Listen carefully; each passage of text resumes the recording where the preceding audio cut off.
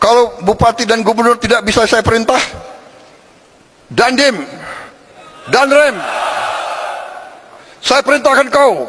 Ya, ini maaf ya, gubernur, bupati dari Bali, ini real loh. Bali tahun bulan Desember 2025. Ini pantai Bali. Bagaimana turis mau datang ke situ lihat sampah?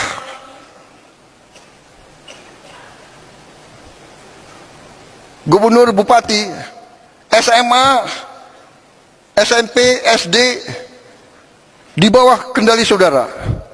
Apa susahnya sih? Entah hari Sabtu, hari Jumat, semua anak sekolah kumpul di pantai ini. Ini pantai kita, ini halaman kita. Ayo kita bersihkan rame-rame, korve.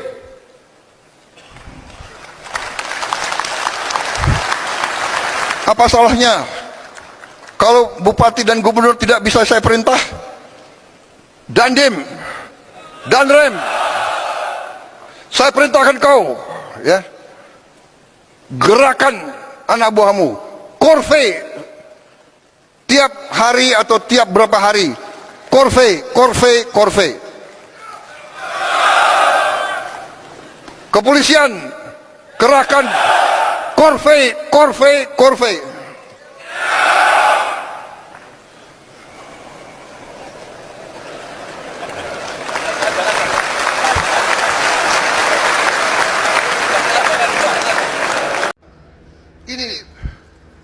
Ini maaf ya, gubernur, bupati dari Bali, ini real loh.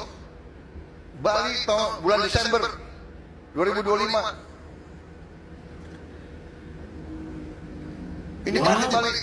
Bagaimana turis mau datang ke situ lihat parah sampah? banget ini.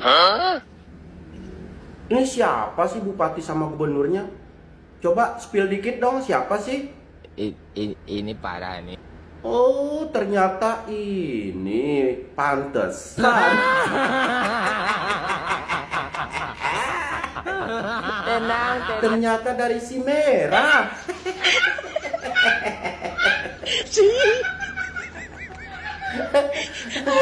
No comment ah.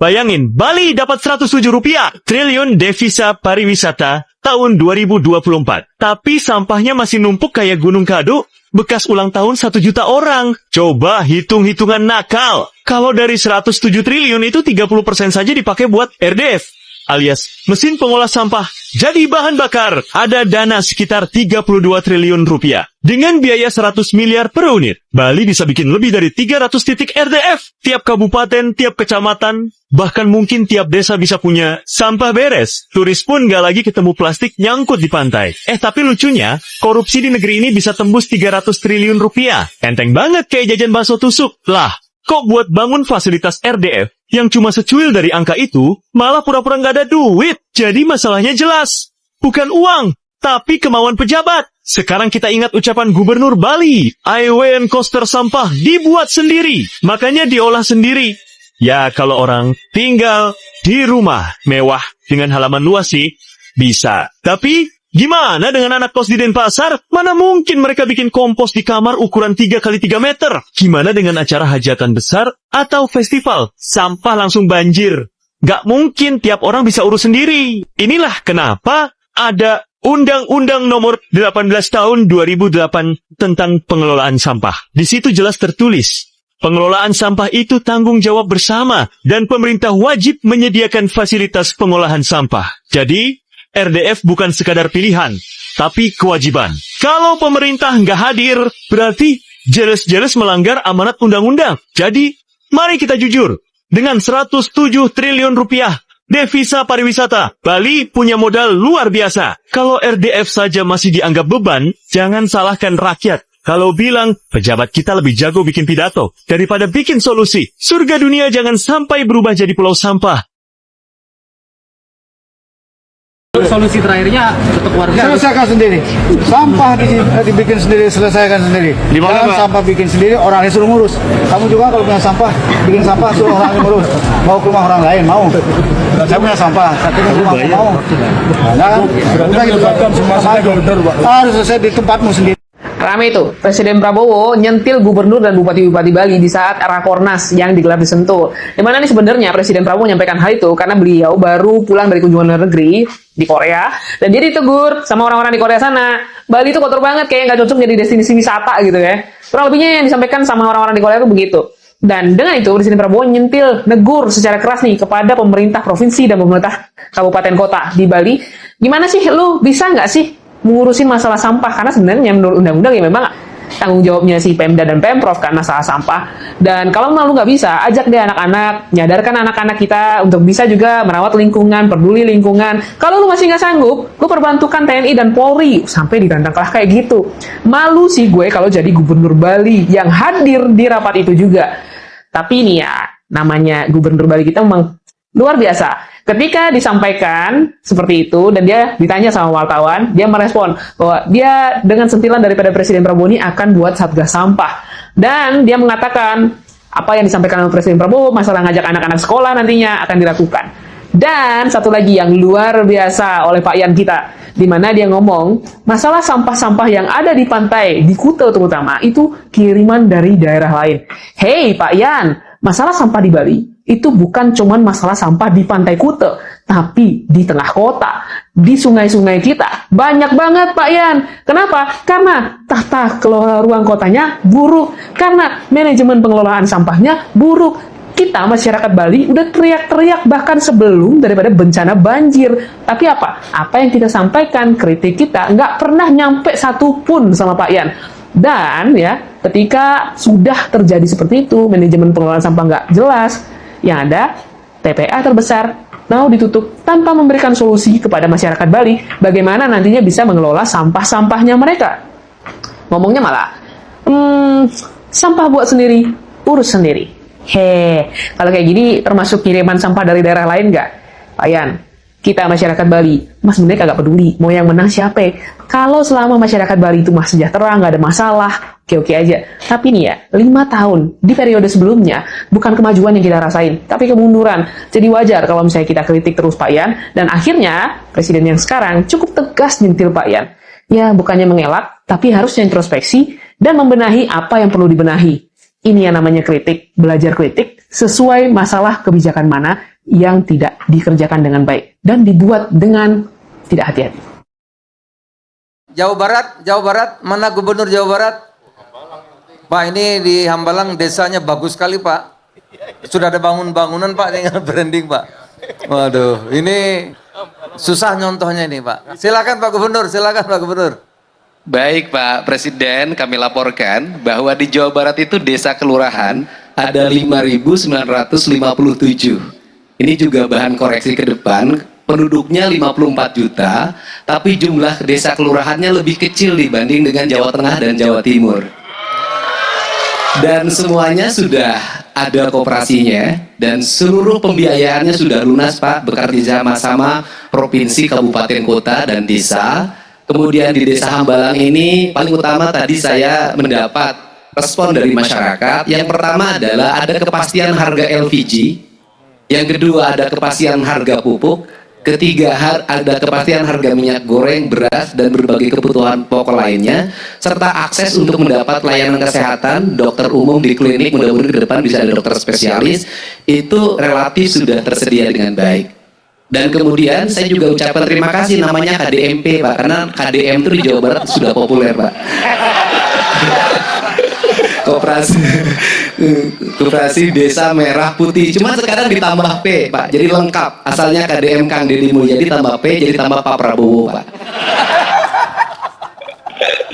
Dan selanjutnya ini daerah ini bukan penghasil beras Pak, tapi penghasil singkong. Ini nanti ada penjelasan dari Ketua Koperasinya Pak. Terima kasih. Baik, silakan Pak Ketua Koperasi. Ini susah nirunya ini, bagus banget. Baik, mohon izin Pak Presiden. Di sini kami akan menyampaikan sedikit unit usaha tentunya ya, yang sudah diprogreskan sama pemerintah, dan kami sangat apresiasi dari semua yang mendukung kegiatan atau program Bapak Presiden. Mulai dari Pupuk Indonesia, ada Pertamina, ID Food, Bulog, dari Pos Indonesia, dari kesehatan, dari klinik dan apotekernya tentunya, dan satu BUMN yang sangat support khususnya untuk KDMP Desa Hambalang, yaitu BRI. Terima kasih, standing applause buat BRI.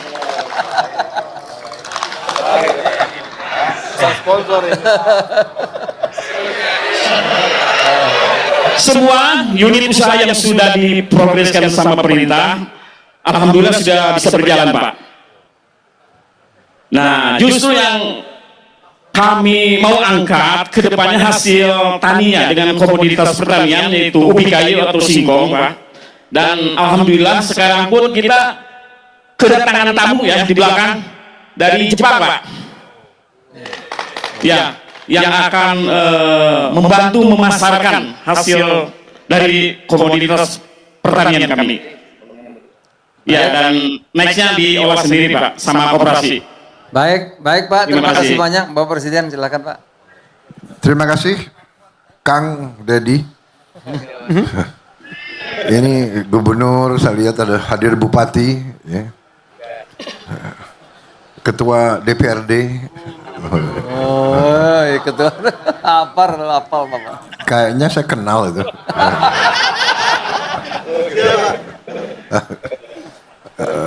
Ini kayak Desa Hambalang ya kira-kira ya. Bapak, kalau nggak beres terlalu kalian itu ya. Ini Gubernur, Bupati, Kepala Ketua DPRD ini. Kalau nggak beres hati-hati kau. Ada satu yang kurang, Pak, nggak ada di koperasi. Ketua Koperasi. Terima kasih. Baik, makasih Pak Gubernur. Ketua Koperasi sehari-hari apa jabatanmu? Ketua Koperasi. Kepala Desa, Pak. Kepala Desa. Oh, merangkap. Bukan, Pak, bukan.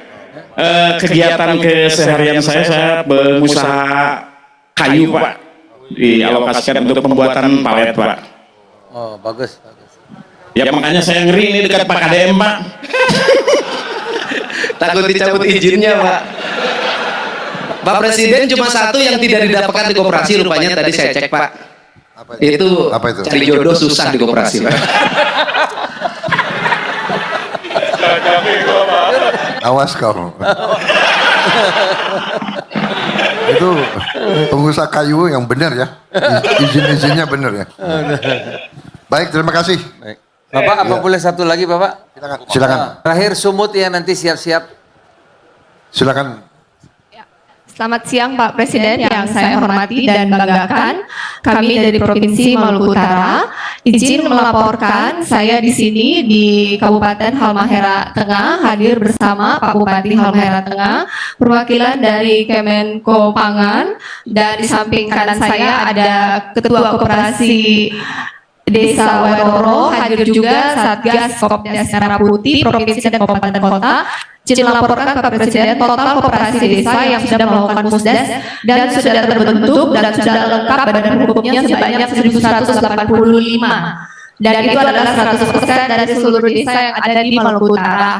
Kemudian izin menginfokan juga tadi pagi kami bersama dengan Bupati Halmahera Tengah menyaksikan langsung penandatanganan MOU antara koperasi Desa Wairoro dengan Bulog yang akan mensuplai beras dan dengan PT IWIP yang akan menyerap hasil pertanian dari Kopdas Wairoro. Izin menginfokan kebutuhan PT IWIP satu hari untuk beras 30 ton per hari. Jadi kurang lebih satu tahun sekitar 10.000 ton. Dan Maluku Utara dengan pertumbuhan ekonomi 36% atau sekitar 28,7 triliun, Koperasi Merah Putih menjadi solusi untuk pertumbuhan ekonomi yang inklusif bagi masyarakat Maluku Utara, sehingga pertumbuhan ekonomi ini dapat dinikmati oleh masyarakat desa langsung. Kami sangat terharu bahwa Pak Presiden sangat memperhatikan kami, terutama masyarakat lemah. Kami berkomitmen Maluku Utara untuk menyukseskan visi misi Pak Presiden, membantu yang lemah sehingga kuat, bahwa Kopdes adalah bentuk negara hadir di desa, karena dengan rakyat yang Baik, Bu Gubernur, putus-putus. Terima kasih banyak. Terima kasih banyak. Silakan Bapak Presiden. Baik, terima kasih Bu Gubernur dan semua unsur pimpinan koperasi. Terima kasih. Kita yakin bahwa ini akan nanti membantu meningkatkan peredaran ekonomi dan meningkatkan kesejahteraan rakyat. Terima kasih.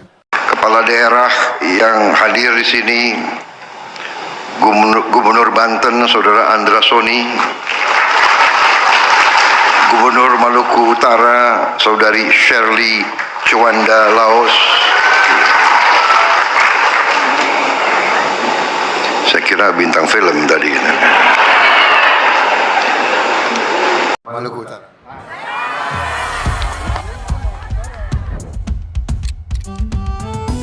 Selamat siang Pak Presiden yang saya hormati dan banggakan. Kami dari Provinsi Maluku Utara izin melaporkan saya di sini di Kabupaten Halmahera Tengah hadir bersama Pak Bupati Halmahera Tengah, perwakilan dari Kemenko Pangan, dan di samping kanan saya ada Ketua Koperasi Desa Weroro, hadir juga Satgas Kopdes Merah Putih Provinsi dan Kabupaten Kota. Izin melaporkan Pak Presiden, total koperasi desa yang sudah melakukan musdes dan sudah terbentuk dan sudah lengkap badan hukumnya sebanyak 1.185, dan itu adalah 100% dari seluruh desa yang ada di Maluku Utara. Kemudian izin menginfokan juga, tadi pagi kami bersama dengan Bupati Halmahera Tengah menyaksikan langsung pendatangan MOU antara koperasi Desa Weroro dengan Bulog yang akan mensuplai beras, dan dengan PT IWIP yang akan menyerap hasil pertanian dari Kopdes Weroro. Izin menginfokan kebutuhan PT IWIP satu hari untuk beras 30 ton per hari. Jadi kurang lebih 1 tahun sekitar 10.000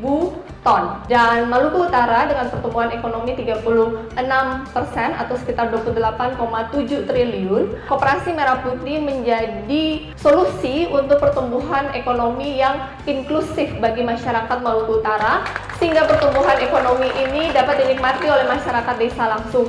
Kami sangat terharu bahwa Pak Presiden sangat memperhatikan kami, terutama masyarakat lemah. Kami berkomitmen Maluku Utara untuk menyukseskan visi misi Pak Presiden, membantu yang lemah sehingga kuat, bahwa Kopdes adalah bentuk negara hadir di desa, karena dengan rakyat yang kuat, desa yang kuat, maka Indonesia akan maju.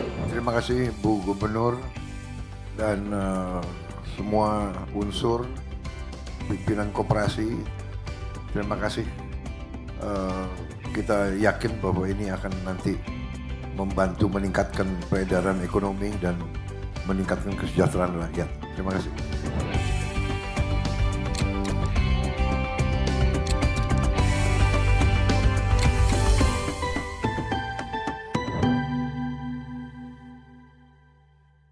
Selamat sore Pak Presiden Prabowo. Kami dari Halmahera Timur, Maluku Utara.